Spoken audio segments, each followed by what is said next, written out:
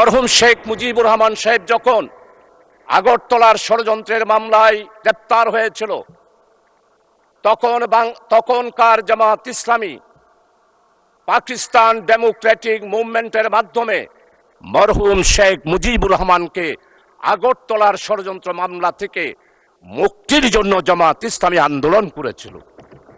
শুধু আন্দোলন নয় মাননীয় স্পিকার, আমাদের সাবেক আমির জামাত, বিশ্ব ইসলামী আন্দোলনের নেতা, যিনি তৎকালীন পূর্ব পাকিস্তানের স্বাধিকার আদায়ের জন্য 1962 সালে বক্তব্য দিয়েছেন, 1967 সালে বক্তব্য দিয়েছেন, 1948 সালে বক্তব্য দিয়েছেন।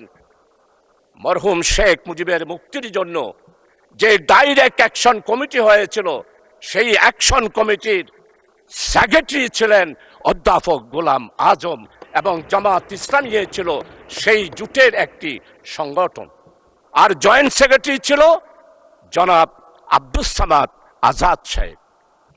মরহুম শেখ মুজিবুর রহমানের আগরতলা ষড়যন্ত্রের মামলা থেকে মুক্তির জন্য সবচেয়ে বেশি অর্থ যোগান দিয়েছিল তৎকালীন পাকিস্তান আমলে জামাত ইসলামী মাননীয় স্পিকার।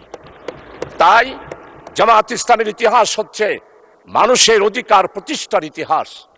জামাত ইসলামের ইতিহাস হচ্ছে গণতন্ত্র প্রতিষ্ঠার ইতিহাস।